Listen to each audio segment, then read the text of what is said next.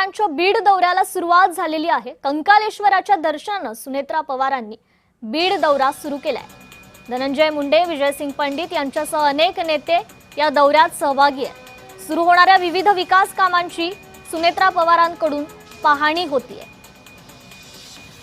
अधिक अपडेट घेऊयात आपले प्रतिनिधी अमीर हुसेन यांच्याकडून। अमीर, खरं तर बीड दौरा सुरू आहे। उपमुख्यमंत्री सुनेत्रा पवारांचा कंकालेश्वर मंदिरात दर्शन घेत त्यांनी या दौऱ्याला सुरुवात केली आहे। काय अधिकची अपडेट आहे?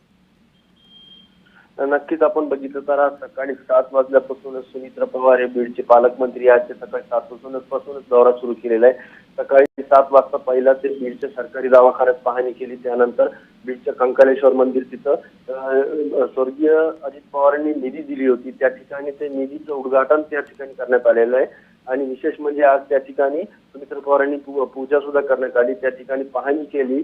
बीडच्या जिल्हाधिकाऱ्यांसोबत चर्चा सुद्धा करण्यात आलेली आहे। विशेष म्हणजे या कंकालेश्वर मंदिरचं काय कसं सुविस्तरण होणार आहे, विशेष म्हणजे या ठिकाणी काय बांधकाम होणार आहे, हे सविस्तर चर्चा केली। विशेष म्हणजे त्यांच्यासोबत माजी मंत्री आमदार धनंजय मुंडे होते, विजयसिंग पंडित होते, त्या ठिकाणी अनेक राष्ट्रवादीचे कार्यकर्ता सुद्धा उपस्थित होते। आणि विशेष म्हणजे त्या ठिकाणी जे प्लॅनिंग केलेली होती, कशा ते बांधकाम करणार आहेत, त्या ठिकाणचे अहवाल पूर्णपणे घेतलेला आहे। त्यानंतरच त्या ठिकाणून आता ते बीडच्या जिल्हाधिकाऱ्यात नियोजन बैठकीसाठी हजर झालेले आहेत। अगदीच अमीर, खरं तर पुढील त्यांचं या दौऱ्याचं नियोजन कसं असणार आहे? कोणकोणत्या ठिकाणी विविध विकास कामांची त्या पाहणी करणार आहेत?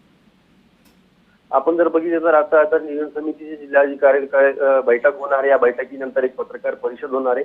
त्यानंतर ते गेवराईकडे जाणार आहेत। गेवराईमध्ये एक कार्यक्रम आहे आणि खासगी हॉस्पिटलचं उद्घाटन सुद्धा त्या ठिकाणी होणार आहे।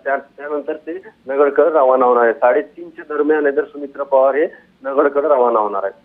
अगदीच अमीर, धन्यवाद आपण दिलेल्या या अपडेट संदर्भात।